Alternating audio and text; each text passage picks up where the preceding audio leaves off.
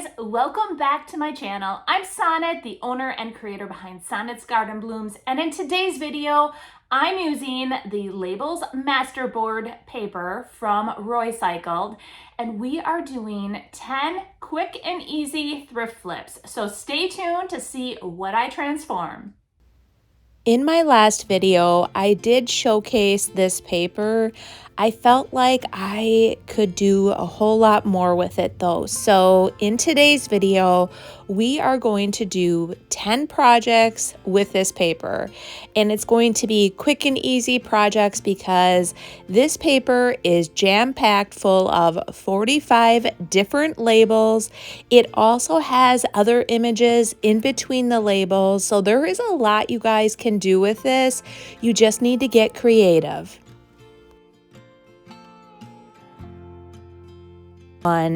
I found this amber bottle, and if you remember from my last video, I talked about how I was going to look for an amber bottle to use with the Label Masterboard paper.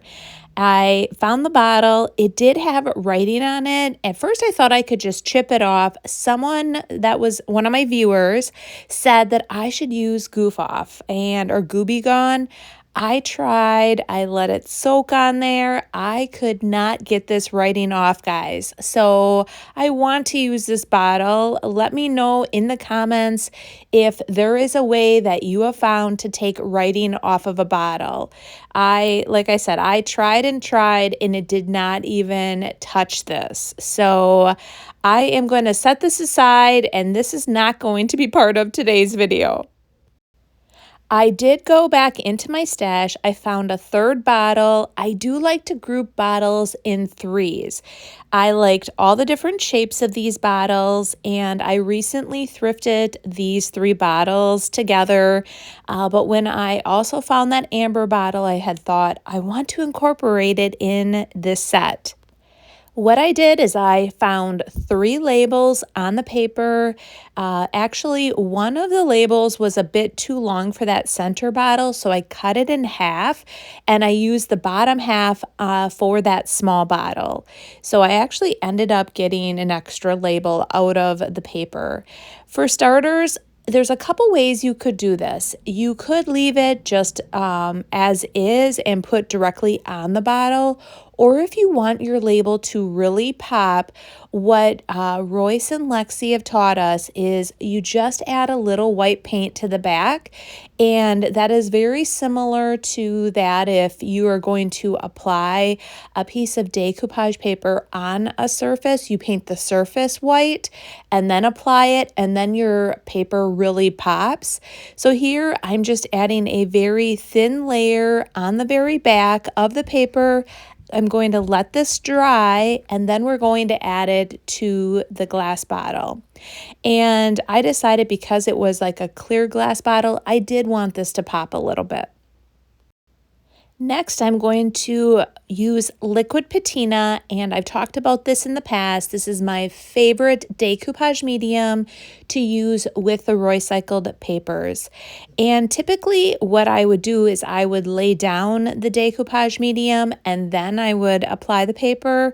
These are so small that I decided I might have better control if I applied a little bit of the decoupage medium to the back of the paper and then apply it, and it worked really well. So I put it on, and then I just put a little bit of the liquid patina over the label. Because these are clear bottles, I'm not going to seal the whole piece like I normally do with the liquid patina, and I'm going to take my finger and wipe away any of the excess, just because with it being a clear bottle, I'm thinking you could possibly even see that if you didn't. So I am going to let this dry and then head on to the next bottle. So exactly like I did with the first bottle, I'm going to just, again, add a little bit of the liquid patina to the back. The key here is just to have a nice even layer, and you, again, want to smooth it out and then just add a little bit to the top, wipe away the excess, And I love how these bottles are turning out. And really, you guys, this is super simple, just to transform a simple glass bottle with a really cool label. The nice thing too about the paper is that there's all different labels. There's round ones. There's ones that you can even add additional stamps to. So I have been looking at those and trying to figure out how I can incorporate some of the IOD stamps onto those labels. I think that it would be absolutely gorgeous to incorporate some of the stamps.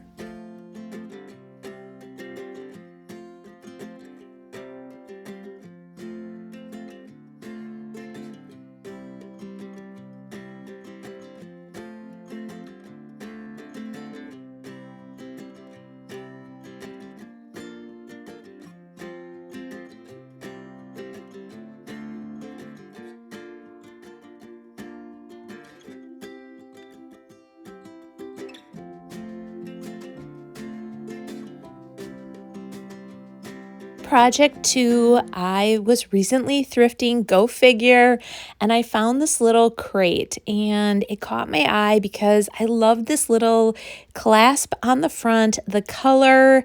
I was actually going to keep it as is, and then I came up with the idea of labeling. And here I can add this simple label to the very top. I don't want this to pop and seem out of place. I want it to really blend in. So I am not going to add the white paint to the back of the label. I am just going to apply it as is. So here I am going to centerize the label on the box, add a little liquid patina, make sure that it is perfectly center, and then I am going to start smoothing out one side and then lift up the other half of the label and then work my way over. And really, you guys, it's so easy to add a label to something. If you look at a bunch of vintage items, I was kind of peeking. There are so many items that have labels on it, and these are a great way to just make an item look different and completely transform it. Here I wanted to also just note that what I did is because I completely sealed the top, I want the entire box to have the same finish. So I do add liquid patina to all sides and then I let it dry.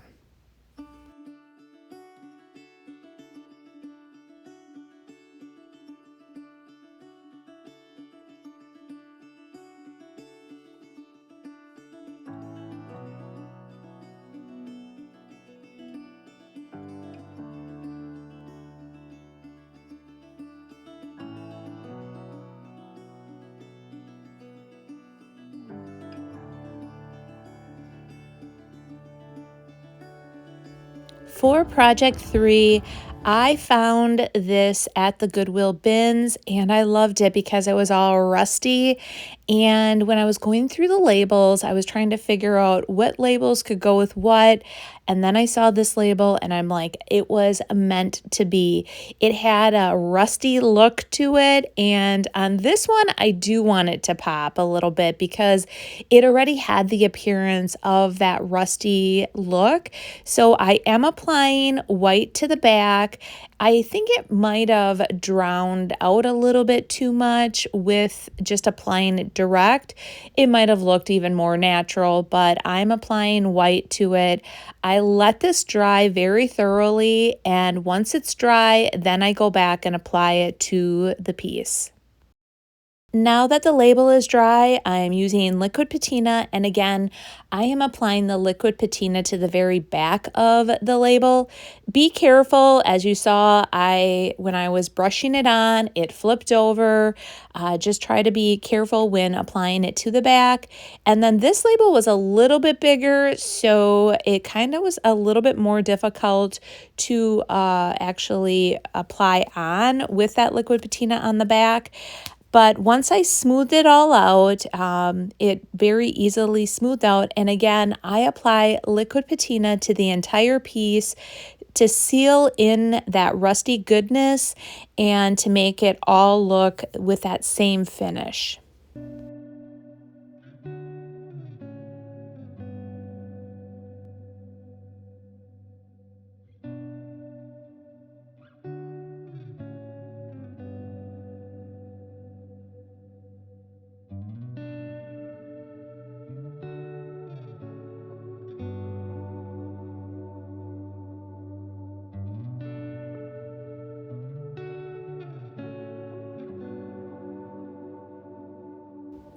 For project 4, I found this galvanized bucket. I want to take note that I do remove all the tags, wash my items before I go ahead and flip them. This has been mentioned on a couple of my videos that I just peel off the tag and go. No, I do wash all my items. So here I'm showing you that I do remove the pieces. I then take it aside. I'm not going to show you me washing it, but I've done it. So here it is, all nice and clean. I am using Marquee from DIY. With the holidays coming, I want to start incorporating some pieces for my holiday displays, and I am adding just a nice even coat of Marquee to just this location where it's kind of ripply on the galvanized container. I apply one even coat. I'm going to let it dry very thoroughly, and then we're going to come back and add a label. Now that the paint is dry, I am going to add the label. I found this one. I thought it was a perfect fit for that space. Rather than putting the liquid patina on the back of the label, what I decided to do here was what I normally do. I normally add the liquid patina first and then start applying my label. At first I was only going to do half, and then I realized with the ripple effect of it, I laid down all the liquid patina, and then I started working in the center first, and then made sure I ended up getting that label really into that center groove, and then I worked my way up and down just to really ensure that I'm getting it in all the grooves so it has a really good adhesion.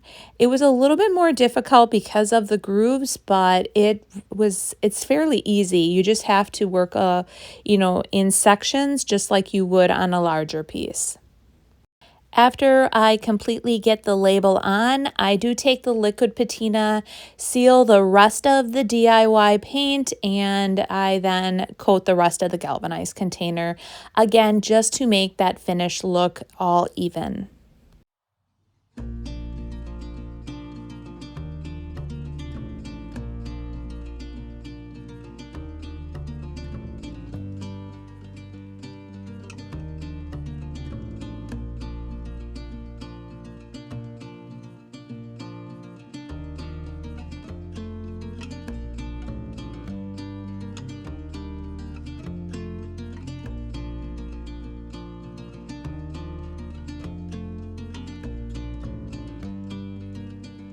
For project 5, I found this galvanized ladle and it caught my eye right away. I thought it would be very cool to just be hanging off of like a shelf or some kind of rack in your kitchen. And when I was trying to figure out what I could label, I thought, oh my gosh, it would be so cool to have the label inside the ladle. So that is what I'm doing here. This one was a little bit more tricky because it is inside and it is rounded. It is not a perfectly flat surface. So when you lay your label down, make sure that you get it right in the center right away. And what I did is I started working from the center out. So I made sure that that was all smoothed down, and then I worked all around the edges and smoothed it all out as best as I could. And I love how that looked. I wish that actually the label had a little bit of color, that it would kind of pop. So then I decided I wanted to add a little bit of color to this piece. So I decided to paint the handle. I've been picking a lot of enamelware, and enamelware always has that little bit of red or black to it. So I decided, because I used red on that other galvanized container, this would be another perfect color to use for this handle. So I am adding a bit of Marquee to the handle, and I'm just doing one even coat. The coverage for DIY paint is amazing, and So really, because it's so heavily pigmented, you typically only need to do 1 coat or 1.5 coats. So I'm adding that and letting it dry. I will seal the entire piece with liquid patina just to make sure that that finish is the same.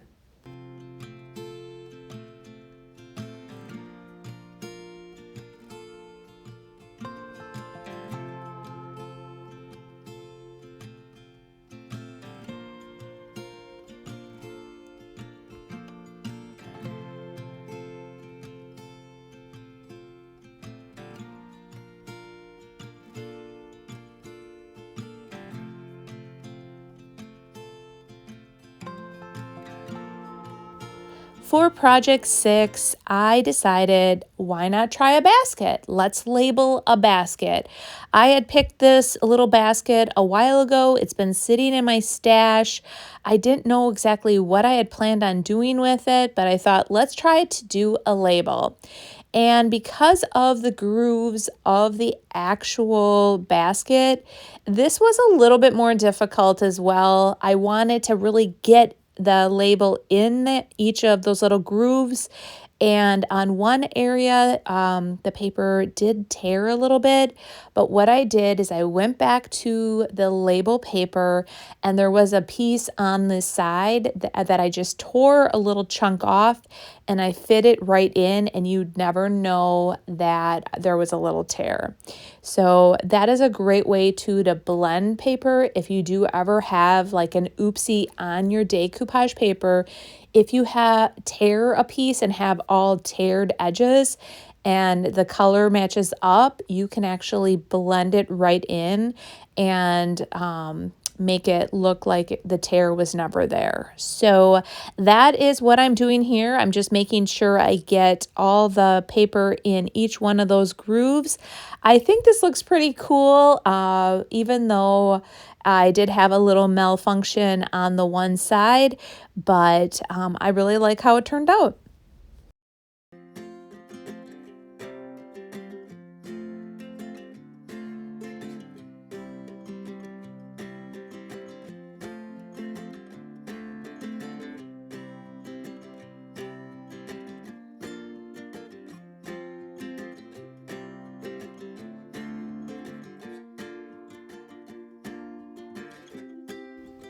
For project 7, I decided I have been picking a ton of books. Why not label a book? So I found the perfect size label, and on this one, I decided not to paint the back either. I want it really to look like this label was embedded in this book. So I wanted some of that red to kind of pop through the actual label itself. Again, I thought it would be kind of fun to put it right on the side like I'm doing because it had some graphic on the front. And I start on the top. I did my starter strip for this one, and then I worked my way down. And I love how this turned out, you guys. I think this looked so awesome. I am definitely going to be adding more labels to some of these books that just have a completely plain cover. I think it will look very, very cool.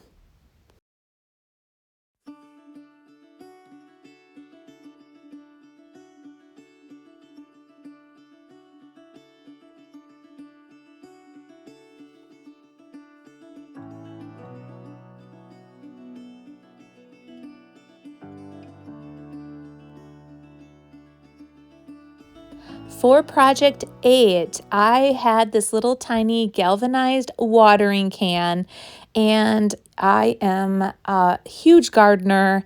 I love watering cans, and I thought this was a perfect opportunity to label this little one. I will never use it to water. It was more decorative. And there was a label that had on it eye water, and I thought, oh my gosh, this is so cute. So I started off by just applying a little bit of the liquid patina to the top of the label. I wanted to kind of slide it in under that handle, and then once I laid that down, I worked it all the way down. I just started applying the liquid patina from the top down. And the label at first, kind of like, because it's a beveled shape, I had to actually lift up the label a little bit, reposition it, and then it just fell into place. And it worked out. There were no wrinkles. I was able to smooth it completely out. And I love how this little label looks on this little tiny vintage watering can.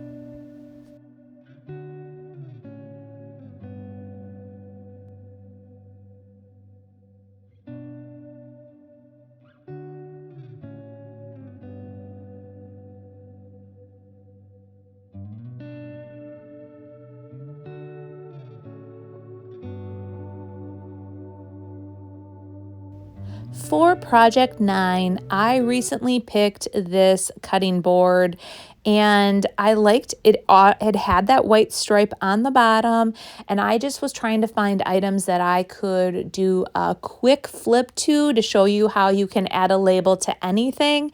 And I thought this label was absolutely perfect for this piece. I love the little tiny bird's nest. And this is one of the labels that I was talking about where there's like a space where you could add something else to it. So as I was looking at this and thinking about it, I think I might add from the IOD stamps. It was 2 releases ago. It's called, I believe, Birds and Bees. It has birds on it, and I think it has some bees. But there were some really beautiful bird images on the stamps, and I thought it would be kind of fun to add a bird to that. What do you guys think? Let me know in the comments.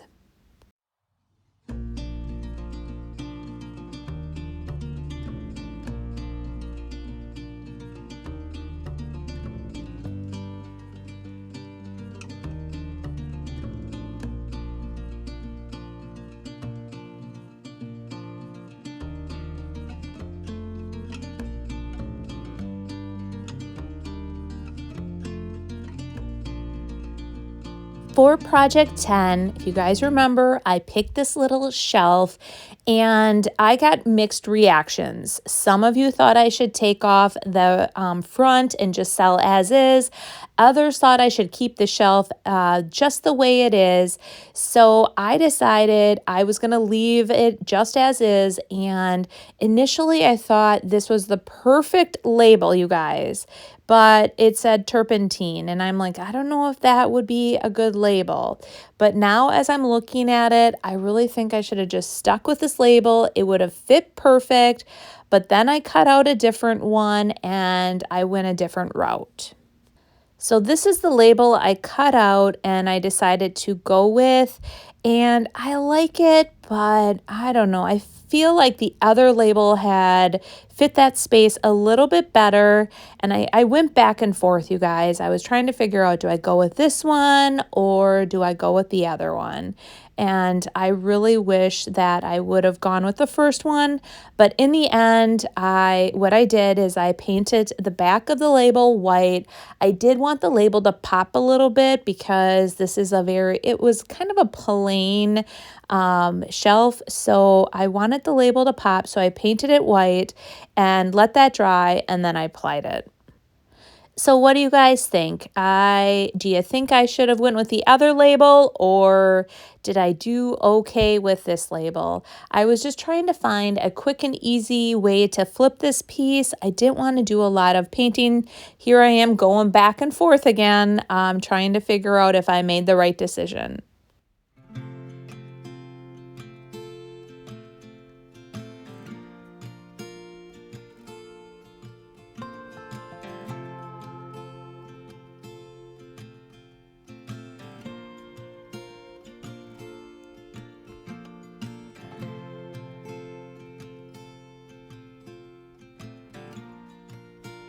I hope you all start labeling after today's video and think outside the box. Labels can go on absolutely anything. So I am so excited to play around with this paper even more. But in today's video, I just grabbed 10 items and I quickly just was like, can I label it? Yes, I'm gonna try it. I don't think I've ever put an actual label on a basket. I think it turned out pretty cool. Definitely gonna think about maybe more of a flat surface versus like really getting into those indentations. And the last one, you guys, I probably should have stuck with the turpentine. Did I say that right? Turpentine label versus the one I went with, but I still love it. So Monday's video, not yet sure what is happening. We are actually heading north right after I upload this video. I haven't been up there that often this summer because my daughter has been involved in all things sports related, especially her traveling softball team. So I am going to enjoy the weekend, come home refreshed, and then hit the ground running again. After summer, things are definitely going to settle down a bit, hopefully, fingers crossed. But you guys have yourselves a great weekend, and we will see you Monday. Bye.